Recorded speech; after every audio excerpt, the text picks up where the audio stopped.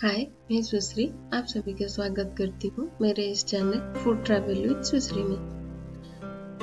आज मैं बनाने वाली हूँ परवल कुरमा। तो चलिए देखते हैं ये कैसे बनता है।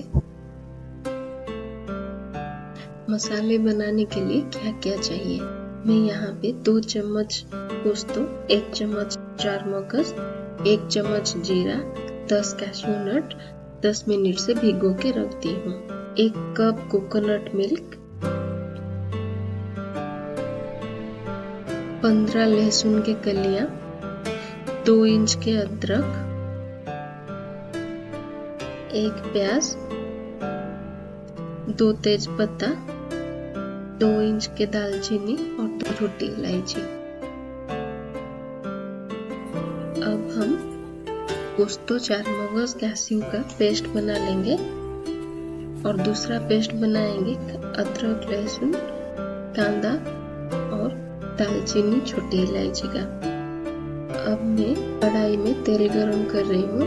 अब हम परवल को फ्राई करेंगे। परवल को देखिए मैं बीच में से कट की हूँ ताकि मसाला अंदर जाए। इसमें 1 चम्मच नमक डाल के परवल को फ्राई कर लेना है।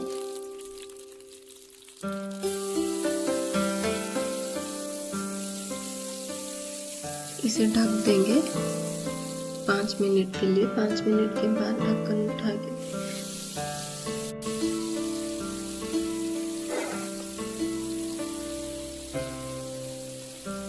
देखिए परवल का कलर चेंज हो रहा है। अब परवल फ्राई हो गया। अब परवल को निकाल के आलू को फ्राई करेंगे। आलू में भी 1 चम्मच नमक डाल के उसको फ्राई कर लेंगे। आलू हो गया। अब कढ़ाई में 2 चम्मच तेल डाल के गरम कर लेंगे। गरम होने के बाद तेल, उसमें डालेंगे प्याज, 1 प्याज कटा हुआ। अब हम जो प्याज, अदरक, लहसुन, गरम मसाला का पेस्ट बनाए थे वो पेस्ट डालेंगे। उसके साथ 1 चम्मच हल्दी, 1 चम्मच नमक, 1 चम्मच लाल मिर्च पाउडर, 1 चम्मच धनिया पाउडर डाल के मसाले को भूनेंगे। मसाले को तब तक भूनना है जब तक उससे कच्चापन का स्मेल ना जाए। मसाला भूनने में 5 मिनट लगेगा।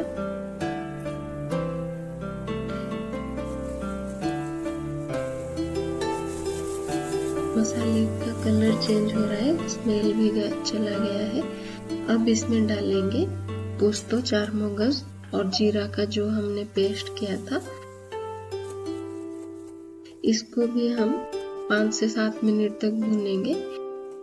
इसमें मैं अब डाल रही हूँ 1 चम्मच गरम मसाला और कसूरी मेथी 1 चम्मच।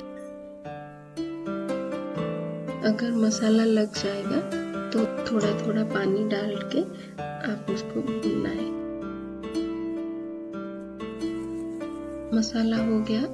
अब मैं इसमें फ्राइड परवल और आलू डालती हूँ। अभी उसको थोड़ा चलाना है। अब उसमें 1 कप पानी डाल के उसको ढक के कुक होने के लिए छोड़ देंगे 10 मिनट के लिए।